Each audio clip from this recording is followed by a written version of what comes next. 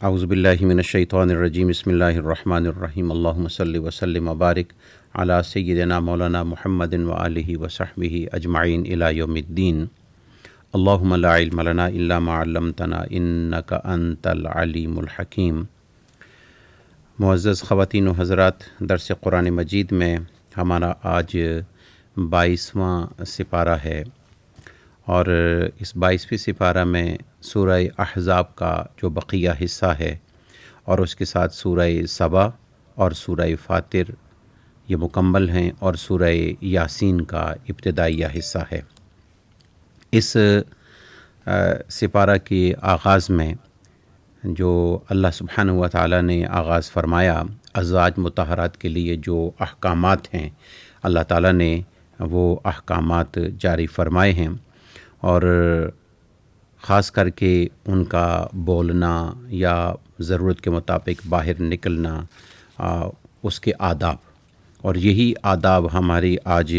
مسلم خواتین کے لیے بھی ہیں۔ اور پھر اس کے بعد اللہ اور اس کے رسول کی اطاعت کا حکم ہے، قرآنی آیات کی تلاوت کا حکم ہے، اور احادیث رسول اللہ صلی اللہ علیہ وآلہ وبارک وسلم کا ذکر ہے۔ تو چلتے ہیں کہ سورہ احزاب کے اس آخری حصہ کی طرف، پھر انشاءاللہ سورہ سبا کی طرف بھی جائیں گے۔ تو اللہ سبحانہ و تعالیٰ نے ارشاد فرمایا، یا نساء النبی، اے نبی کی ازواج، اے نبی کی خواتین، اے نبی کی بیویوں، لستن کاحد من النساء،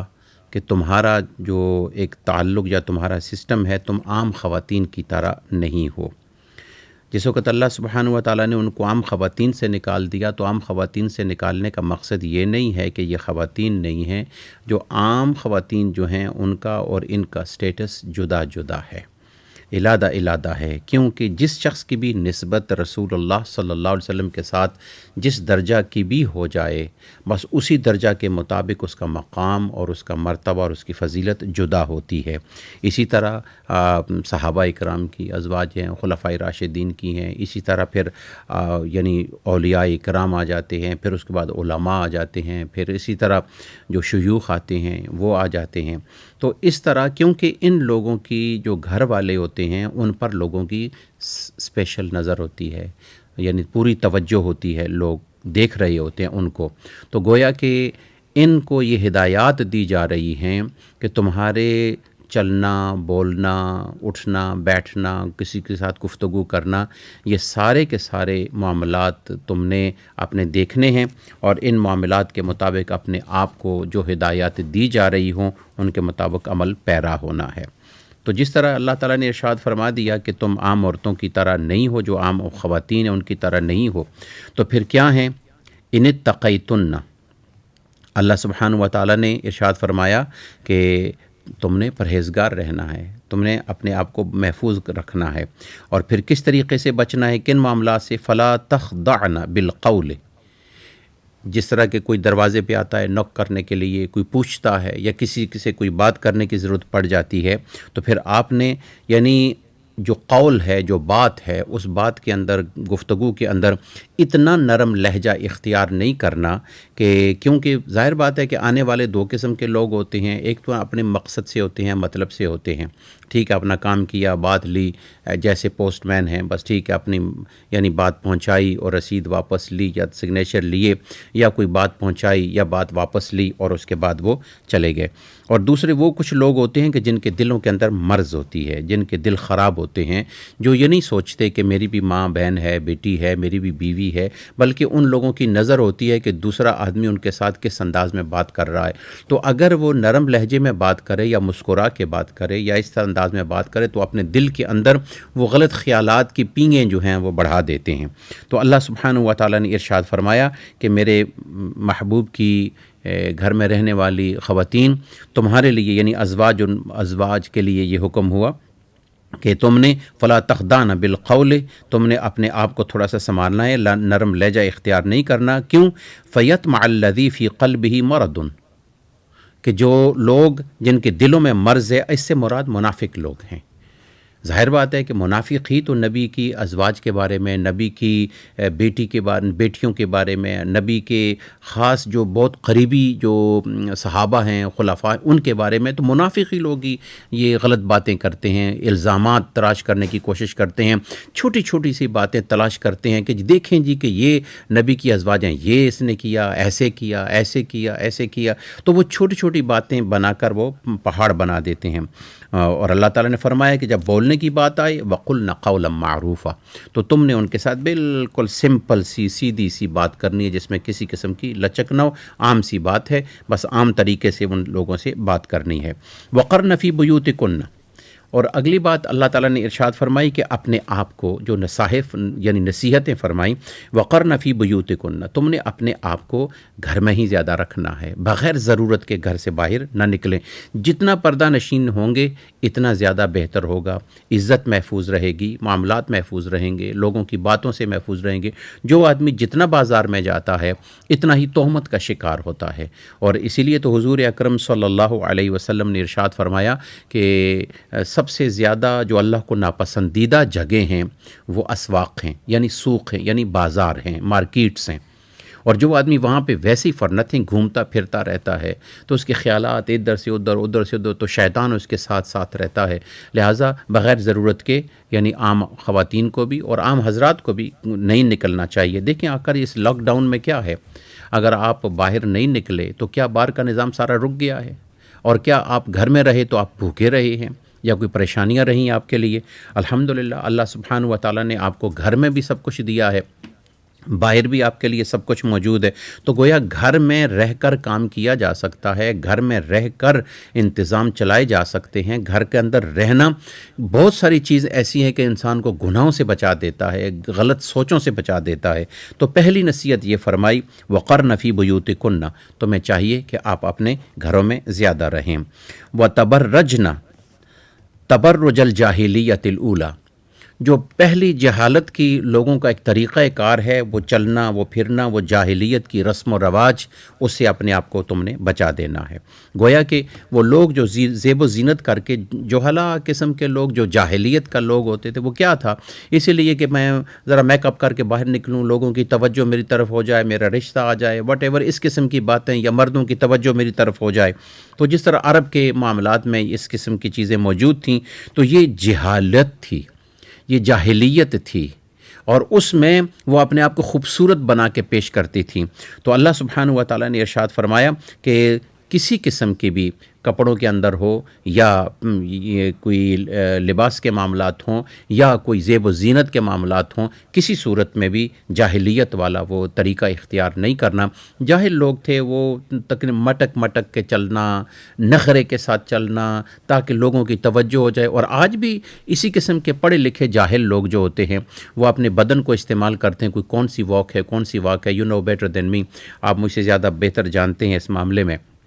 کہ کون کون سی واک ہے، پھر اس واک کے اندر وہ کپڑے کیسے لگ رہے ہوتے ہیں۔ تو اللہ سبحانہ و تعالیٰ نے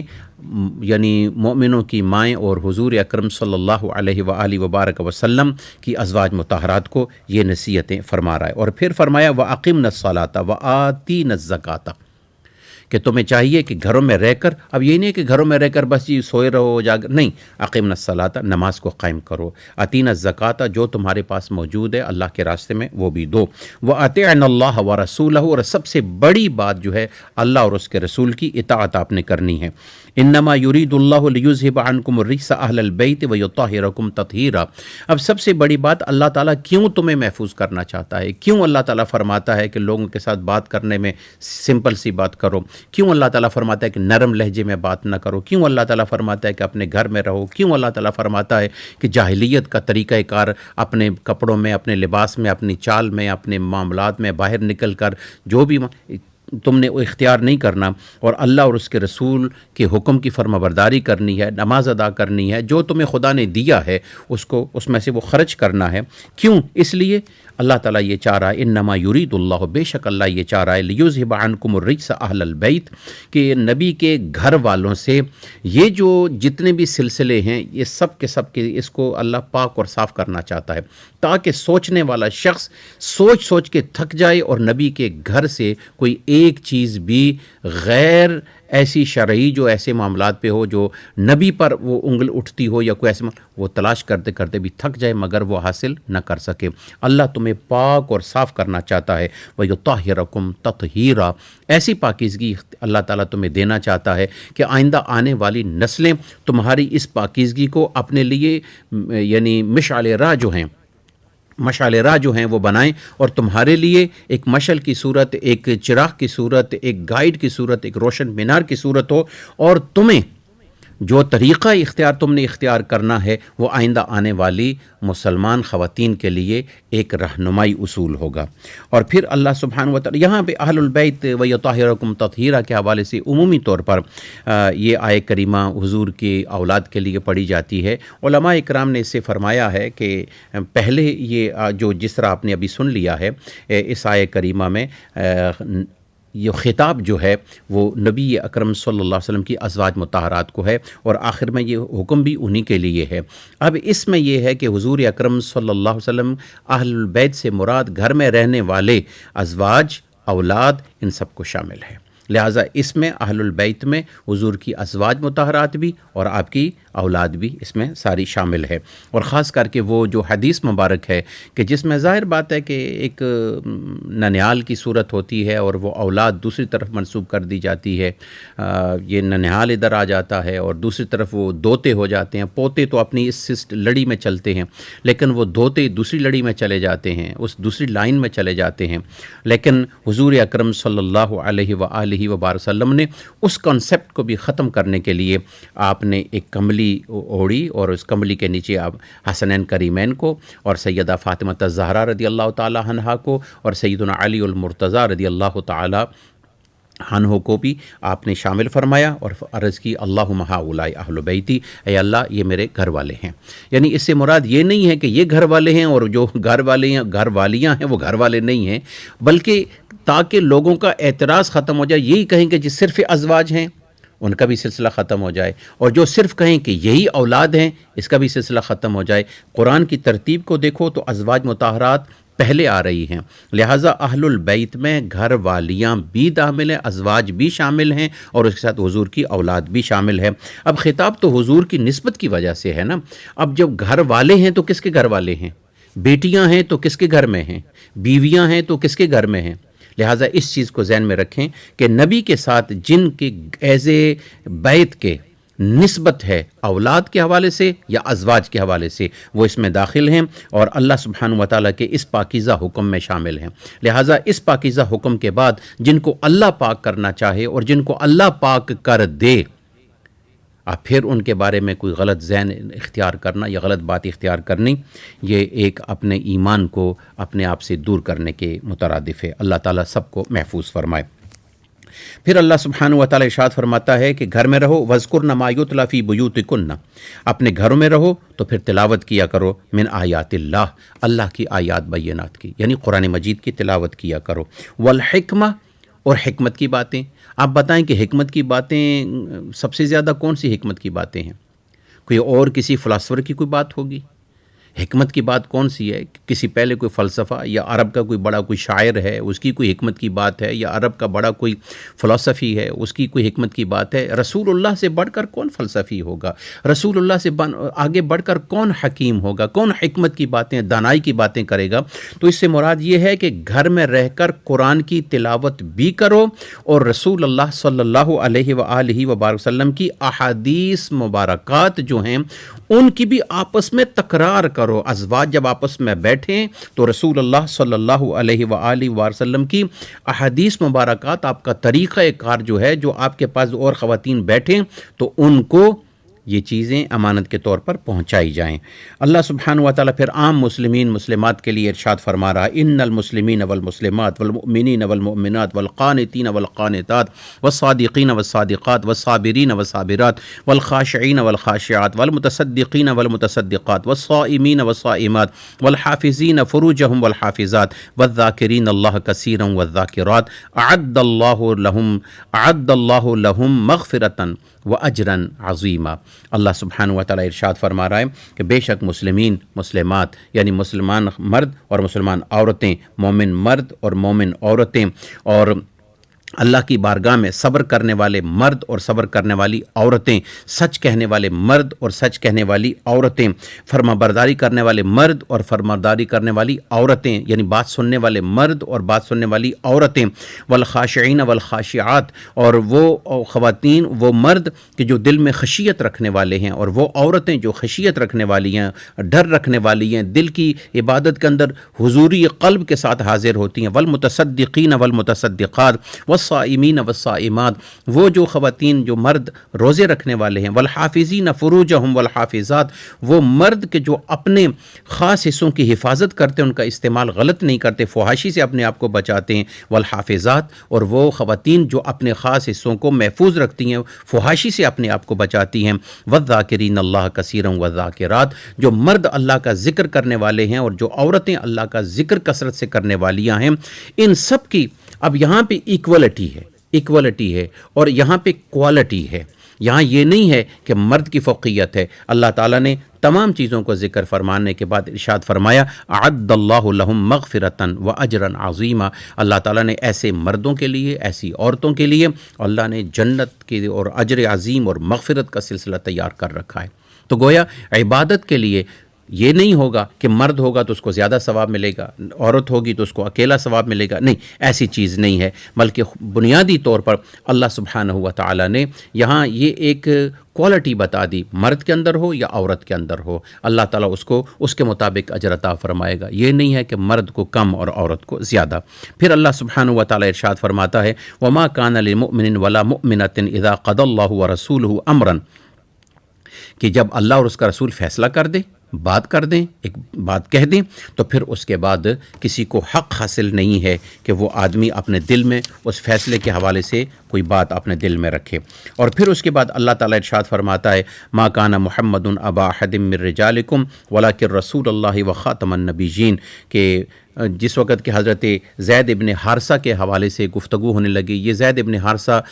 وہ صحابی ہیں، وہ خادم ہیں حضور کے، کہ جن کو منہ بولا بیٹا کہا گیا، اور جب منہ بولا بیٹا کہا گیا تو اس کے بعد ان لوگوں کے ذہن میں یہ چیز ہوتی تھی کہ جو منہ بولا بیٹا ہوتا ہے اس کا مقام اور وراثت اور رشتہ حقیقی بیٹے کی طرح ہوتا ہے۔ اسلام نے اس چیز کو بھی ختم کرنا تھا، لیکن اس کا طریقہ اختیار کیا۔ کیا طریقہ اختیار کیا؟ حضرت زینب رضی اللہ تعالی عنہا کا نکاح جو ہے حضور اکرم صلی اللہ علیہ وسلم نے حضرت زید سے کر دیا، جبکہ ظاہر بات ہے کہ وہ جوڑا کپل چل تو نہیں سکتا تھا کہ ایک عالی شان اور ایک خادم،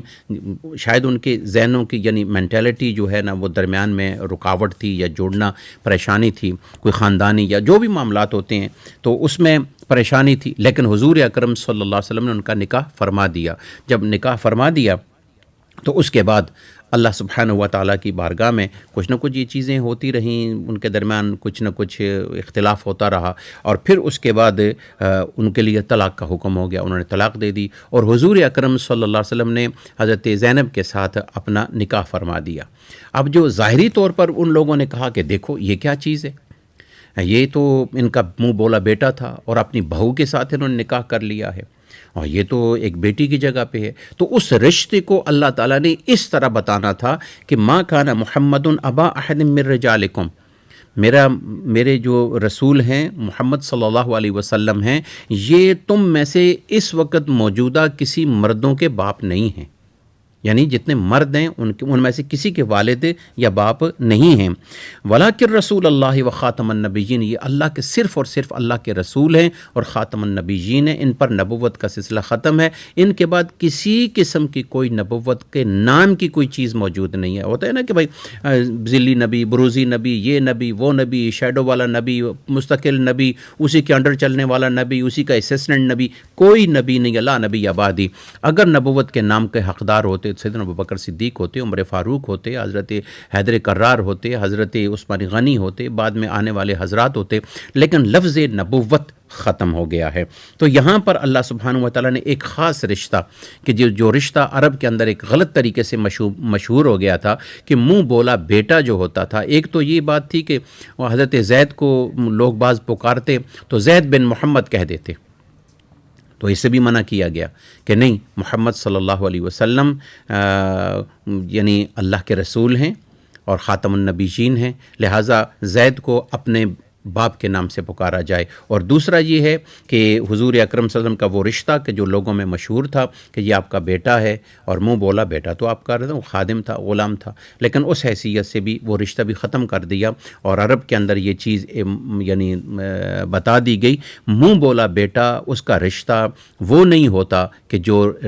بیٹا حقیقی بیٹا ہوتا ہے۔ لہٰذا ایک تو وہ شرعی وراثت میں حقدار نہیں ہوتا، اور دوسرا یہ اس کے ساتھ ہونے والی جو بہنیں ہوتی ہیں، ٹھیک ہے منہ بولی بہن تو ہوتی ہے، لیکن حقیقی طور پر اس بہن کے حوالے سے وہ جو ایک بہن سگے بہن بھائیوں کا سلسلہ ہوتا ہے وہ نہیں ہوتا۔ لہٰذا یہ ایک ہمارے لیے بھی موجود ہے۔ ہم کسی اپنی اولاد نہ ہو تو کسی بھائی کا کسی بہن کا بیٹا لے لیتے ہیں اور اس کو پال لیتے ہیں، ہاں ٹھیک ہے، اگر آپ اپنی مرضی سے اس کو کچھ حصہ لکھ کے دے دیتے ہیں تو یہ تو آپ کی طرف سے ہو جائے گا، لیکن اگر آپ نے اس کو یعنی بطور منہ بولا بیٹا بنایا ہے، پالا ہے، سب کچھ کیا ہے، لیکن وہ آپ کا وارث نہیں بن سکتا، کیونکہ وراثت میں تو حقیقت ہوتی ہے جب تک آپ کسی کو اپنا وارث اپنی موجودگی میں نہ بنا دیں۔ بہرحال یہ ٹاپک ایک لمبا ہے، اس پر انشاءاللہ پھر گفتگو کریں گے۔ آگے چل کے اللہ تعالیٰ ارشاد فرماتا ہے یا ایھا الذین آمنوا اذکروا اللہ ذکرا کثیرا، اے ایمان والو جتنا زیادہ ہو سکتا ہے اللہ کا ذکر کرو۔ اور میرا نبی جو ہے یا ایھا النبی انا ارسلناک شاہدا ومبشرا ونذیرا، میرا نبی جو ہے میں نے اس کو بھیجا ہے، اس نبی کو تمہارے پاس خاص کر کے شاہد اور مبشر اور نذیر۔ شاہد کہتے ہیں کہ تمہارے اعمال پر گواہ ہے جو تم کرتے ہو، کیونکہ حضور اکرم صلی اللہ علیہ وسلم نے ارشاد فرمایا کہ ہر سوموار والے دن میری امت کے اعمال مجھ پہ پیش کیے جاتے ہیں، اور آپ فرماتے ہیں کہ جس وقت میں اپنی امت کے اعمال اچھے اعمال کو دیکھتا ہوں تو میں خوش ہوتا ہوں، اور جب میری امت کے اعمال مجھ سے ہو کر خدا کی بارگاہ میں جاتے ہیں تو جو اچھے اعمال نہ ہوں تو میں ان کے لیے پریشانی کا اظہار ہوتا ہے۔ لہٰذا بہتر طریقہ کار یہی ہے کہ اپنے آپ کو حضور کی بارگاہ میں پہنچانے سے پہلے اعمال صاف کر لیں، توبہ استغفار کر لیا کریں۔ مبشراً جنت کی خوشخبری، ونذیراً اور ڈرانے والا جو ہے۔ اللہ سبحانہ و تعالیٰ ارشاد فرماتا ہے کہ مومنوں کو چاہیے، مسلمانوں کو چاہیے کہ یہ کافروں کے یعنی دوست وغیرہ یا منافقین کے دوست ایسے جو ہیں اس سے اپنے آپ کو بچانا چاہیے، ایک مضمون یہ بھی ہے۔ اور پھر اس کے بعد اللہ تعالیٰ ارشاد فرماتا ہے، ایک مسئلے کا ذکر بھی فرما دیا، یا ایھا الذین آمنوا اذا نکحتم المؤمنات، اگر تم نے کسی خواتین سے مومنات یعنی مسلمہ خواتین سے نکاح کیا ہے، تو کسی خاتون سے نکاح ہوا ہے، ثم طلقتموہن من قبل ان تمسوہن، اس سے پہلے کہ ان کی رخصتی ہو جائے اور خاوند بیوی کی ملاقات یعنی نہ ہو، اور رخصتی سے پہلے آپ کو پتہ ہے کہ بعض فیملیاں ہوتی ہیں، نکاح ہو جاتا ہے، سارا معاملہ ہوتا ہے، لیکن ابھی رخصتی نہیں ہوتی، پھر اس کے بعد حالات خراب ہو جاتے ہیں تو معاملہ طلاق پر آ جاتا ہے۔ تو اب اس حوالے سے اب اس طلاق کا مسئلہ یہ ہے کہ اس کی عدت ہوگی کہ نہیں ہوگی، اب طلاق تو ہو گئی ہے تو اب کیا عدت بھی ہوگی کہ نہیں ہوگی؟ تو اللہ تعالیٰ نے یہ ارشاد فرمایا کہ اب ان کے لیے عدت کے حوالے سے فما لکم علیہن من عدت، ان کے لیے کسی قسم کی عدت نہیں ہے، ادھر سے نکاح ٹوٹا، لیکن شرط یہ ہے کہ خاوند بیوی کی ملاقات نہ ہو اور ان کی رخصتی عرفی طور پر بھی نہ ہو اور شرعی طور پر بھی نہ ہوئی ہو۔ اور پھر اس کے بعد جو انہیں تم نے مہر وغیرہ یا لکھا ہے یا جو کچھ بھی کیا ہے، بہرحال اس میں آدھا مہر ہو جاتا ہے، اور اللہ تعالیٰ ارشاد فرماتا ہے کہ حسن سلوک کے ساتھ ایک دوسرے کو رخصت کر دو۔ اس کے بعد اللہ سبحانہ و تعالیٰ نے کچھ رشتوں کا ذکر فرما دیا کہ ان کن رشتوں کے ساتھ تمہارے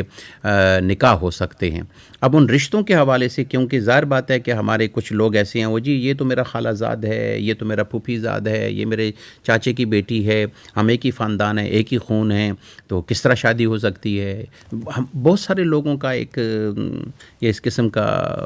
اعتراض یا سوال یا کوئی چیز موجود ہوتی ہے، تو اللہ تعالیٰ نے یہاں پہ ارشاد فرمایا یا ایھا النبی انا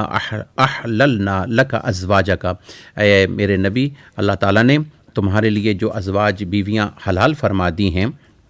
ان کو مہر بھی دو، اور پھر اس کے بعد جن جن رشتوں سے تم اپنے تعلقات جوڑ سکتے ہو، و بنات عمک، یعنی کہ اپنے چچا کی بیٹی، و بنات عماتک، اور اپنی پھوپھی کی بیٹی، و بنات خالک، اور اپنی خالہ کی بیٹی جو ہے اس کے ساتھ بھی نکاح ہو سکتا ہے، و بنات خالاتک، اور اپنی جو خالائیں ہیں ان کی بیٹیاں، یعنی ہاجرن معک۔ پھر اس کے بعد اللہ تعالیٰ ارشاد فرماتا ہے وامرأۃ مؤمنۃ، یعنی ایک مومنہ عورت جو ہے وہ ان وہبت نفسہا للنبی، کہ جس وقت کہ کوئی آ کر وہ کہے کہ جی میں آپ سے نکاح کرنا چاہتی ہوں، حضور اکرم صلی اللہ علیہ وسلم کو حکم دیا کہ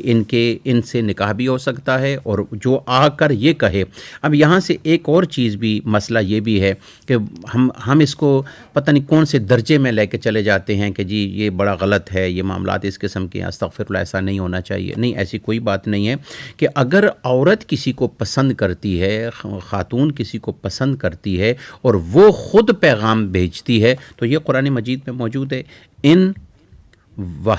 وہبت نفسہا للنبی، یعنی کہ نبی کے لیے اگر کوئی آ کر اپنے آپ کو ہبہ کرتا ہے کہ یا رسول اللہ میں آپ سے نکاح کرنا چاہتی ہوں، یا میں اپنے آپ کو آپ کے نکاح میں دینا چاہتی ہوں، تو اس سے ایک یعنی ہمارے لیے یہ بھی مسئلہ ہے کہ ہم خواتین کے اس معاملے کو غلط نظر سے نہ دیکھیں۔ پھر اس کے بعد اللہ تعالیٰ ارشاد فرماتا ہے، اصول بتاتا ہے، یا ایھا الذین آمنوا لا تدخلوا بیوت النبی،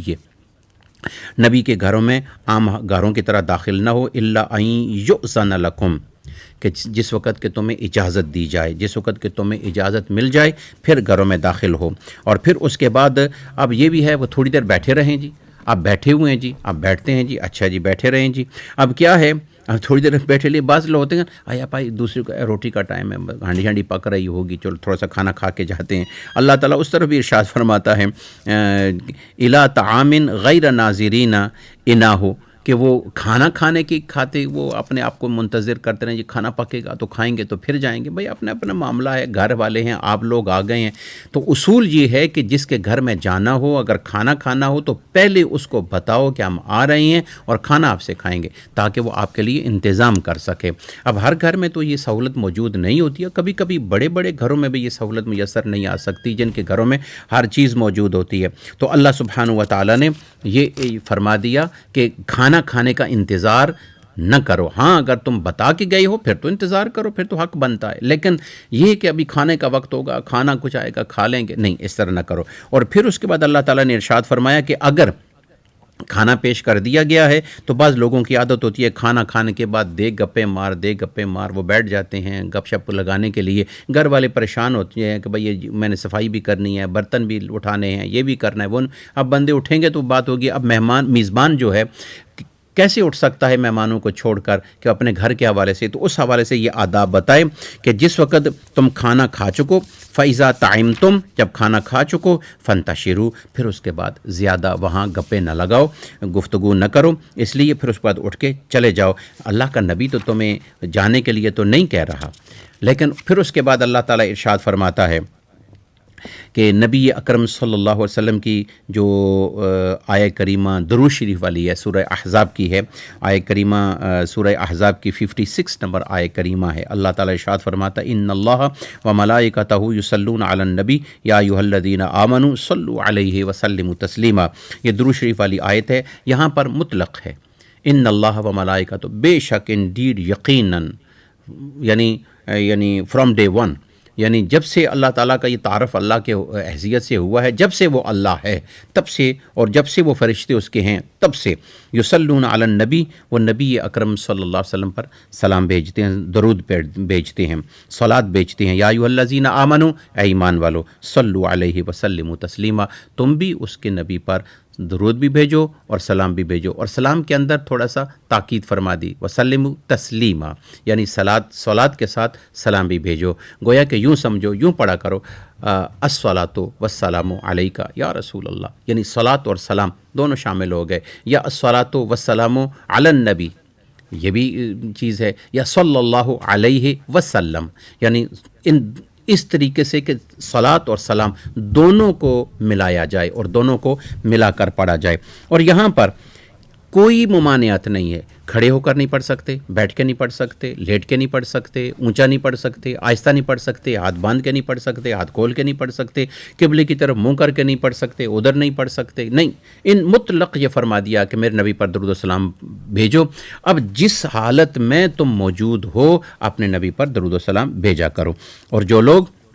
اللہ اس کے رسول کی اذیت کا باعث بنتے ہیں، اللہ تعالیٰ ان پر دنیا اور آخرت میں لعنت بھیجتا ہے۔ ان الذین یؤذون اللہ ورسولہ لعنہم اللہ فی الدنیا والآخرہ وأعد لہم عذابا مہینا، کہ جو لوگ اللہ اور اس کے رسول کے لیے اذیت کا باعث بنتے ہیں، تکلیف کا باعث بنتے ہیں، وہ تکلیف کیسی کیوں نہ ہو، جو اذیت کا باعث بنتے ہیں ان پر اللہ اور اس کے رسول کی لعنت ہوتی ہے۔ پھر اس کے بعد اللہ تعالیٰ ارشاد فرماتا ہے، یا ایھا النبی قل لازواجک وبناتک ونساء المؤمنین یدنین علیہن من جلابیبہن، اللہ تعالیٰ پردے کا حکم دیتا ہے، اے میرے نبی اپنی ازواج سے، اپنی بیویوں سے کہو، وبناتک اور اپنی بیٹیوں سے کہو، ونساء المؤمنین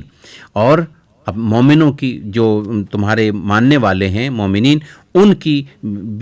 یعنی بیویاں جو ہیں ان سے کہا جائے، یدنین علیہن من جلابیبہن، یہاں ہر مسلمان خاتون، ہر مسلمان بیٹی، ہر مسلمان بیوی کو یہ حکم ہے کہ جس وقت کہ وہ باہر نکلے تو اپنے اوپر ایک حجاب پہن کے نکلے، ایک بڑی چادر حجاب پہن کے، جو قرآن مجید کا حکم ہے۔ اور جو آدمی قرآن کے خلاف کرے گا رسوا تو ہوگا۔ اب جو آدمی باہر نکلے گا قرآن کے خلاف لباس لے کر تو پھر اس کو کوئی چھیڑیں گے، کوئی بات کریں گے، تو پھر جس وقت یہ اعلان ہوگا کہ میرا بدن میری مرضی، تو پھر جو چاہے جس کو نوچے،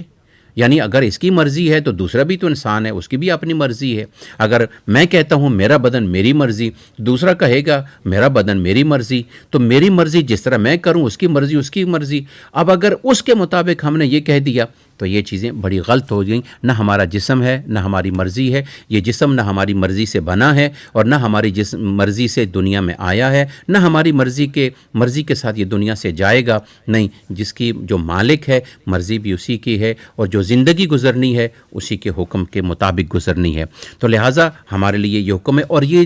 جلباب کتنا سا ہونا چاہیے، یہ اوپر جو حجاب ہے کتنا ہونا چاہیے، ذالک ادنی ان یعرفن،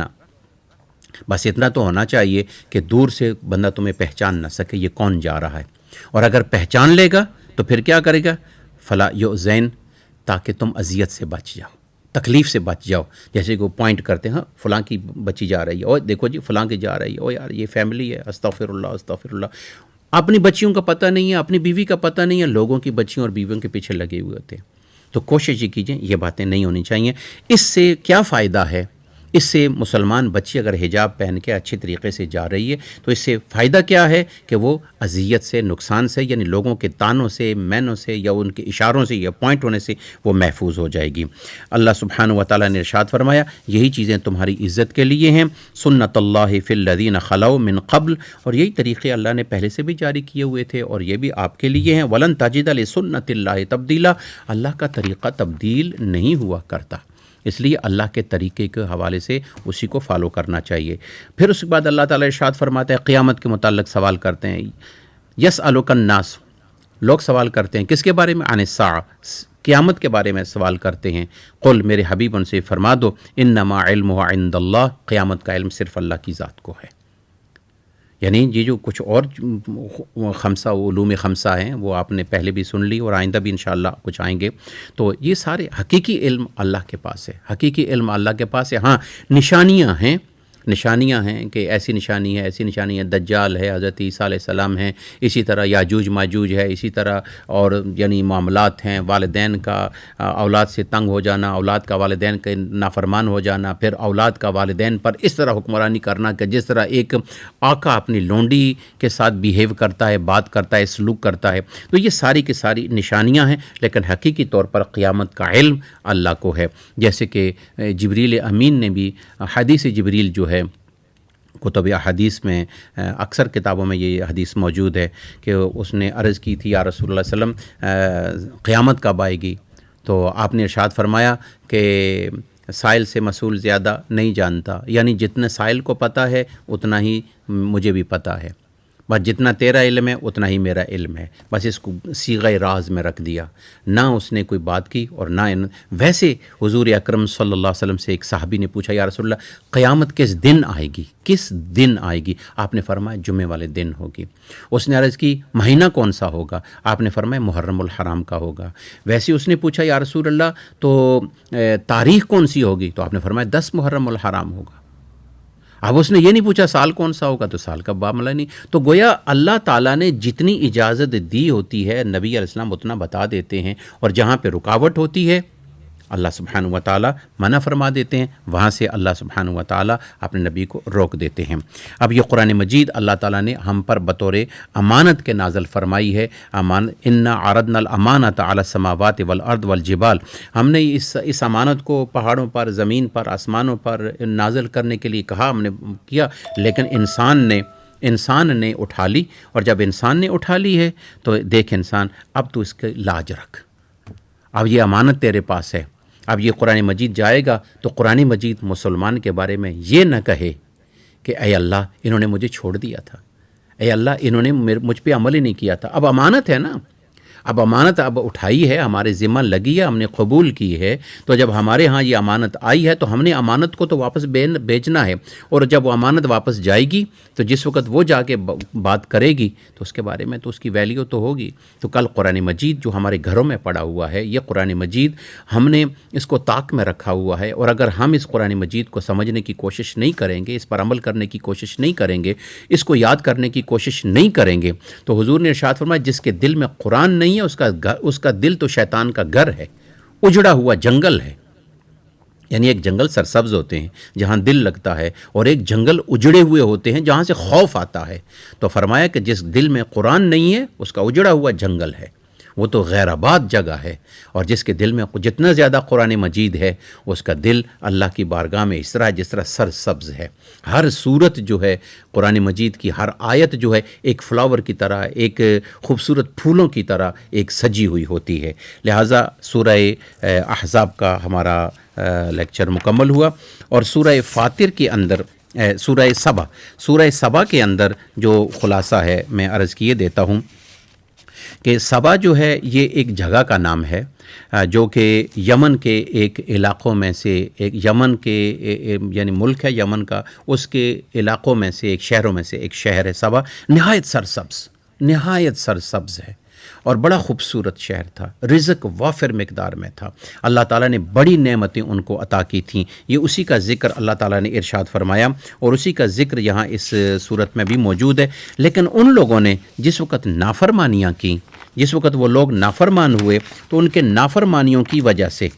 اللہ سبحانہ و تعالیٰ نے یہ رزق ان سے چھین لیا. ان کے بھرے باغات اجڑ گئے، اور اس کے بعد وہ قحط سالی کا شکار ہو گئے. پانی جہاں جگہ جگہ سے پانی ایک چشموں کی طرح ابلتے تھے، جو ان کی نافرمانیوں کی وجہ سے، گناہوں کی وجہ سے وہ سارے کے سارے تباہ اور برباد ہو گئے. اللہ سبحانہ و تعالیٰ نے اس صورت کے اندر ان لوگوں کی خوشحالی کا پہلے ذکر کیا، اور پھر اس کے بعد اللہ سبحانہ و تعالیٰ نے ان کے آزمائش کی میں پڑھنے کے بعد اللہ تعالیٰ نے ان کے اجڑنے کا ذکر کیا. پھر اس کے بعد اللہ تعالیٰ ارشاد فرماتا ہے کہ یہ لوگ یہ شیطانی چیزوں کو دیکھتے ہیں، خوشی کے ساتھ دیکھتے ہیں، پسند کرتے ہیں. وَلَقَدْ صَدَّقَ عَلَيْهِمْ إِبْلِيسُ ظَنَّهُ فَاتَّبَعُوهُ. اللہ تعالیٰ ارشاد فرماتا ہے شیطان کسی چیز کو بڑا مزین کر کے پیش کرتا ہے، خوبصورت کر کے پیش کرتا ہے، عجیب طریقے سے وہ دل میں خیال ڈالتا ہے. تو جس وقت وہ خیال ڈالتا ہے تو ان لوگوں نے جب اس کی تابعداری کی، شیطان کی تابعداری کی، بس تباہی کا باعث ہو گیا، بربادی کا باعث ہو گیا، اس گھر کے اجڑنے کا باعث ہو گیا، اس خاندان کے تباہ و بربادی کا باعث ہو گیا، اس ملک کی تباہی بچ گئی. جو نافرمانیوں کے اندر، نافرمانی کس کو کہتے ہیں کہ تمہارے پاس دو چیزیں ہیں، ایک اللہ کا حکم ہے، ایک شیطان نے جو کچھ کہا ہے. اب اس کا حکم اٹھاؤ گے تو رحمتیں ہی رحمتیں، برکتیں ہی برکتیں، حفاظت ہی حفاظت، لذت ہی لذت، نعمتیں ہی نعمتیں. اور شیطان کی بات اٹھاؤ گے وقتی طور پر اس میں تمہیں سرور نظر آئے گا، وقتی طور پر اللہ کی بات میں تمہیں تھوڑا سا ٹائمنگ نظر آئے گی، زیادہ ٹائم ہے، تھوڑا سا مشکل لگے گا، کیونکہ پیچھے سے شیطانی خیالات بھی چل رہے ہیں. اور تم اتنا کرو گے، نماز کر کیا ملے گا تمہیں، قرآن پڑھنے سے کیا ملے گا، اتنی دیر تم یہ کر لو، سو لو، آرام کر لو، ڈرامہ دیکھ لو، یہ کر لو، دوستوں کے ساتھ بات کر لو، فون پہ بات لو، تھوڑی سی چیٹ کر لو، کچھ کر لو. اور ادھر سے شیطان اس کو مزین کر کے پیش کرتا ہے اور وہ چیز کرنی شروع کر دیتا ہے. عبادت کے اندر بوریت شروع ہو جاتی ہے. لیکن اللہ فرماتا ہے جس وقت کے شیطان کی باتوں کو فالو کیا جاتا ہے اس کے بعد تباہی اور بربادی ہوتی ہے. اور کل قیامت والے دن جس وقت اپنی زندگی کے ہر لمحے کو یہ دیکھیں گے تو پھر اس کے بعد کیا ہوگا، وَلَا تَنْفَعُ الشَّفَاعَةُ عِنْدَهُ إِلَّا لِمَنْ أَذِنَ لَهُ.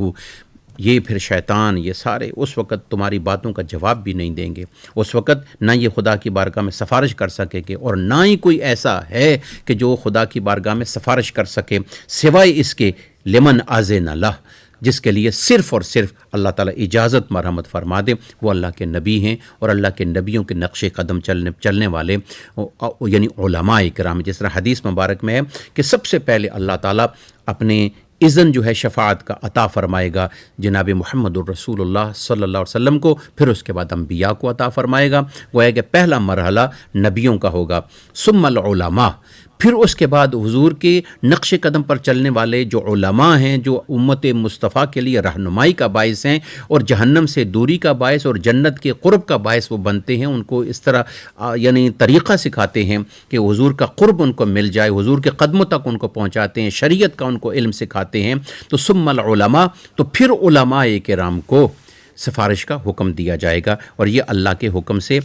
سب کی سفارش کریں گے۔ اور ہمارے آقا علیہ الصلوۃ والسلام کے بارے میں اسی صورت کے آیت نمبر 28 میں اللہ تعالیٰ نے ارشاد فرمایا وَمَا أَرْسَلْنَاكَ إِلَّا كَافَةً لِلنَّاسِ بَشِيرًا وَنَذِيرًا، میں نے اپنے نبی کو جو رسول بنا کر بھیجا ہے صرف عرب والوں کے لیے نہیں، صرف بنو ہاشم کے لیے نہیں، قریش کے لیے نہیں، یا عرب کے قبائل کے لیے نہیں ہے، میرا رسول سب کے لیے رسول بن کے آیا ہے، کافہ، پوری کائنات کے لیے، کافۃ للناس، پورے لوگوں کے لیے میرا نبی رسول بن کے آیا ہے۔ لہٰذا میرا نبی جو ہے، جس طرح کہ حضور نے خود ارشاد فرمایا اور جو پہلا آپ نے خطبہ دیا، انی رسول اللہ الیکم جمیعا، پھر اس کے بعد ہماری سورہ فاطر شروع ہو جاتی ہے۔ سورہ فاطر میں جو اس سورت کو سورہ فاطر بھی کہتے ہیں، سورہ ملائکہ بھی کہتے ہیں، لیکن مشہور سورہ فاطر ہے، یعنی کہ زمینوں کے اندر جو وسعتیں، گہرائیاں ہیں جتنی بھی ہیں، ان کو اللہ تعالیٰ بیان فرما کے اپنی توحید کے دلائل دیتا ہے۔ کیا یہ زمین کے اندر کی کائنات کتنی ہے، آپ نے کبھی دیکھا ہے؟ یہ پردے در پردہ ہے، یہ پردہ در پردہ ہے، یہ سمندر کے اندر تہ در تہ سلسلہ ہے، مختلف قسم کے پانی ہیں جو ایک پانی دوسرے پر غالب نہیں آ رہا، ظاہری طور پر دو قسم کے دریا چل رہے ہیں، اور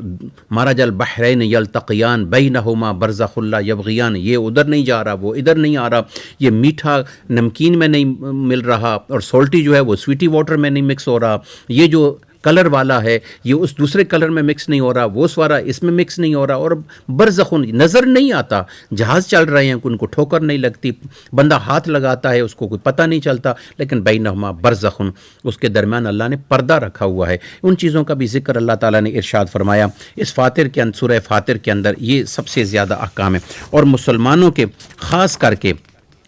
3 گروہ جو ہے اللہ سبحانہ و تعالیٰ نے بیان فرمائے ہیں، اور مسلمانوں کی کیفیت میں اللہ سبحانہ و تعالیٰ نے ارشاد فرمایا، پہلی چیز یہ وَمَن تَزَكَّىٰ فَإِنَّمَا يَتَزَكَّىٰ لِنَفْسِهِ،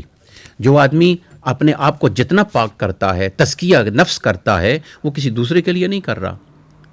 وہ کسی دوسرے کے لیے نہیں، اپنے لیے کر رہا ہے۔ جتنی طہارت کرے گا، وہ جتنا دل کو پاک کرے گا، جتنا نفس کی پاک کرے گا، اس کو نفس امارہ سے لے کر لوامہ سے بڑھا کر نفس مطمئنہ اور راضیہ اور مردیہ تک پہنچائے گا، کس کا فائدہ ہوگا؟ اسی کا فائدہ ہے، اسی کا رینک ہائی ہو رہا ہے، اسی کا سٹیٹس ہائی ہو رہا ہے، اسی کی قول میں اللہ برکت ڈال رہا ہے، اسی کی دم میں اللہ برکت ڈال رہا ہے، اور اس کی وجہ سے قیامت والے دن بہت سارے لوگوں کو اللہ جنت میں جگہ عطا فرمائے گا۔ لہٰذا یہ تزکیہ نفس، آج کل جو چلہ کشی ہوتی ہے، یہ چلہ کشی ہم اپنے نفس کشی کے لیے نہیں کر رہے ہوتے، اپنے نفسانی خواہشات کے لیے نہیں ہے، کوئی جن قابو کرنے کے لیے ہے، کوئی تعویذ پر عامل بننے کے لیے ہے، کوئی کسی یعنی عمل کیا تو عامل کا میں عامل بن گیا تاکہ میں یہ کروں تو وہ کروں، لوگوں کو تعویذ دھاگے کر کے نقصان پہنچانا، یہ ساری سوائے لعنتوں کے اور کچھ بھی نہیں ہے۔ ایسا بندہ دنیا میں بھی رسوا ہوتا ہے، اور آپ نے دیکھے ہیں بعض ایسے اس قسم کے جو جادوگر ٹائپ قسم کے لوگ ہوتے ہیں، وہ سارے وہ دنیا میں بھی ذلیل ہوتے ہیں، اور اللہ تعالیٰ آخرت میں تو ان کو خود ہی ذلیل کرے گا۔ لیکن جو اپنے آپ کو پاک کرتے ہیں، گویا کہ شیطانی خیالات سے، غلط معاملات سے، اپنی آنکھ کو، اپنی زبان کو، اپنے کان کو اور اپنے اعضاء کو پاک کرتے ہیں، انہوں نے ان کو پاک نہیں کیا، اپنے آپ کو پاک کیا۔ کس طرح پاک کیا؟ اب ان کا ہاتھ یہاں تک ہے، لیکن جہاں تک ان کی سوچ جاتی ہے تو اللہ سبحانہ و تعالیٰ ان کے ہاتھ کو وہاں تک پہنچا دیتا ہے۔ بہرحال اس وقت نہیں ہے میں وہ مثالیں پیش کروں جو صوفیاء کرام کی ہیں کہ یہاں کی آواز کہاں تک پہنچتی ہے۔ صرف اتنی سی بات، حضرت عمر رضی اللہ تعالیٰ عنہ کو دیکھ لو کہ حضرت عمر رضی اللہ تعالیٰ عنہ یعنی اپنی فوج بھیجی ہوئی ہے، حضرت ساریہ کو کمانڈر بنا کر بھیجا ہے ایران کی سائڈ پر، اور آپ مدینہ میں بیٹھے ہوئے ہیں، جمعے کا خطبہ ہے اور ادھر ساریہ بیٹھے ہوئے ہیں اور دشمن کے معاملات دوسری طرف سے آ رہے ہیں۔ حضرت ساریہ بیگم ہیں کہ تھوڑی دیر کے بعد ہم یہ جو ہل ہے اس کی طرف جا کے ہم دوسری طرف چلے جائیں گے، اور دشمن دوسری طرف سے آ رہا ہے۔ حضرت عمر وہاں پہ بیٹھے ہوئے ہیں، مدینہ شریف میں جمعے کا خطبہ دے رہے ہیں، اور اچانک فرماتے ہیں یا ساریہ الجبل، یا ساریہ الجبل، یا ساریہ الجبل۔ یہ کون سی آنکھ ہے کہ جو غالباً 300 یا 600 میل دور دیکھ رہی ہے؟ یہ کون سی آواز ہے کہ جو 600 میل دور پہنچائی جا رہی ہے؟ کوئی آج کے موبائل فون نہیں تھے، کوئی ٹیکنالوجی نہیں تھی، اس قسم کی چیز موجود نہیں تھی جو آج ہواؤں کو کنٹرول کر کے سگنلز کو کنٹرول کیا جا رہا ہے۔ تو جو آدمی اپنے نفس کو پاک کر لیتا ہے، یہ سگنلز اس کے جہاں تک چاہتا ہے وہاں تک پہنچ جاتے ہیں۔ اور ساریہ نے سن لیا، حضرت ساریہ نے سن لیا، اور سننے کے بعد حضرت عمر کی آواز کو پہچان لیا اور حکم کی فرما برداری کی۔ جیسے ہی اوپر گئے دوسری طرف سے دشمن آ رہا تھا تو یہ کامیاب ہو گئے۔ پھر اس کے بعد 3 ٹولوں کا ذکر ہوتا ہے، یعنی مسلمانوں کے اندر 3 گروہ ہیں۔ پہلا کون سا گروہ ہے؟ فَمِنْهُمْ ظَالِمٌ لِنَفْسِهِ، گناہ گار ہے، ہمیشہ گناہ کرنے والا ہے، اپنے جان پر ظلم کرنے والا ہے، اپنے آپ پر ظلم کرنے والا ہے۔ وَمِنْهُمْ مُقْتَصِدٌ، اور ان میں سے ایک وہ بھی ہے جو مقتصد ہے۔ مقتصد کیا ہے؟ کہ جس پارٹی کا ہو گیا اسی کا بندہ بن گیا۔ اچھے لوگ آئے تو ان کے ساتھ اچھائی میں چلا گیا، کسی اچھے جلسے میں چلا گیا، شب بیداری میں چلا گیا، تبلیغ میں چلا گیا، ذکر و فکر میں چلا گیا، اچھے لوگوں کے ساتھ چلا گیا۔ اچھا دوسری پارٹی ملی تو سنیما میں چلا گیا، گانے بجانے میں چلا گیا۔ تو مقتصد یعنی کبھی ادھر کبھی ادھر، کبھی ادھر کبھی ادھر۔ اور تیسری جو مسلمانوں کا گروہ ہے ماننے والوں کا، وہ ہے وَمِنْهُمْ سَابِقٌ بِالْخَيْرَاتِ، جو ہر صبح بھی اچھا کرتے ہیں، ہر شام کو بھی اچھا کرتے ہیں، ہر لحاظ سے ان کا اچھی سوچ اچھی، فکر اچھی، بات اچھی، عمل اچھا، ہمیشہ وہ اچھے عمل کرتے ہیں۔ تو ان تینوں کا ذکر کیا۔ اب ہم اپنے آپ کو دیکھیں کہ ہم کون سے اس ٹولے میں ہیں۔ کیا ظالم ہیں کہ ہمیشہ گناہ ہی گناہ ہے، یا پھر درمیانے ہیں اور پھر اللہ سے امید بھی رکھے ہوئے ہیں چھوڑنا، یا پھر ہم صبح و شام تسبیح، تحلیل، نماز، فرائض کر کے سابقٌ بالخیرات ہم آگے بیچتے ہیں اپنے لیے، اپنے آپ کو ٹٹولنا۔ اور پھر اس کے بعد مجھے آپ کامنٹس میں بتا سکتے ہیں کہ ہم کون سے درجے میں ہیں۔ اللہ تعالیٰ سب کو اعلیٰ درجے میں رکھے۔ آخر میں اس سپارے میں سورہ یاسین ہے۔ سورہ یاسین بڑی عظمت والی ہے، قرآن مجید کا دل ہے۔ حضور اکرم صلی اللہ علیہ وسلم کی حدیث مبارک ہے، جو سورہ یاسین کی تلاوت کرتا ہے صبح کے وقت، ہر روزانہ صبح اللہ تعالیٰ اس کی ساری حاجات کو پورا فرما دیتا ہے۔ جو بھی اس کی حاجات ہوتی ہیں اللہ تعالیٰ پوری فرماتا ہے، لیکن روزانہ ڈیلی تلاوت اس کی جاری رکھی جائے۔ اور اس کا مقام اتنا بڑا ہے کہ ایک مرتبہ تلاوت کرنے سے اللہ تعالیٰ 10 حجوں کا ثواب 10 قرآن مجید کا ثواب عطا فرماتا ہے۔ ایک مرتبہ تلاوت کرنے سے 10 قرآن مجید کا ثواب اللہ عطا فرما دیتا ہے۔ اب آپ کہیں گے کہ پھر پورا قرآن پڑھنے کی ضرورت ہی نہیں ہے۔ نہیں، یہ چیز نہیں، ثواب اور چیز ہے اور ریئل چیز اور چیز ہے۔ مثال کے طور پر آپ حج کرتے ہیں، حج کے لیے یہاں سے ٹکٹ بک کرتے ہیں، جگہ بک کرتے ہیں، جاتے ہیں، اسٹرگل کرتے ہیں، کوشش کرتے ہیں، موسم کا مقابلہ کرتے ہیں، حالات برداشت کرتے ہیں، تو کتنی اسٹرگل ہے، وہ حج اور ہے۔ لیکن ایک حج کا ثواب یہ ہے کہ آپ اپنی ماں کو، اپنے باپ کو ادب کی نظر سے دیکھ لیں۔ حضور نے فرمایا ادب اور محبت کی نظر سے اگر دیکھ لیا تو اس کو اللہ حج کا ثواب عطا فرما دیتا ہے۔ تو ایک صحابی نے کھڑے ہو کر عرض کی، یا رسول اللہ صلی اللہ علیہ وسلم، اگر ایک دن میں 100 مرتبہ اگر کوئی دیکھے، تو آپ نے ارشاد فرمایا اللہ اکبر و اطیب، اللہ اپنے بندوں کو اگر اس کے خزانوں میں کسی قسم کی کوئی کمی نہیں ہے، لہٰذا اللہ سبحانہ و تعالیٰ 100 مرتبہ نہیں 1000 مرتبہ اگر کوئی دیکھے تو 1000 حجوں کا ثواب ہے۔ آج ہم اسی پہ اختتام کرتے ہیں، کل سے سورہ یاسین کے حصے یعنی اسی سے ہم اپنی منزل کو بڑھائیں گے۔ میرا اللہ مجھے بھی اور آپ کو بھی عمل کرنے کی توفیق عطا فرمائے۔ اللہ سبحانہ و تعالیٰ ہم سب کے لیے بہترین اور قرآن مجید کو ہمارے لیے رہنما، قبر کے لیے نور، آخرت کے لیے سفارش و شفاعت کا ذریعہ فرمائے، اور ہمیں حضور کا قرب عطا فرمائے۔ وما علیہ الا البلاغ المبین۔ اللہم ربنا تقبل منا انک انت السمیع العلیم وتب علینا انک انت التواب الرحیم۔ اللہ آپ سب کی، میری، اس امت مسلمہ کی اور سارے انسانوں کی مشکلیں آسان فرما کے ہر ایک کو عزت عطا فرمائے برحمتک یا ارحم الراحمین۔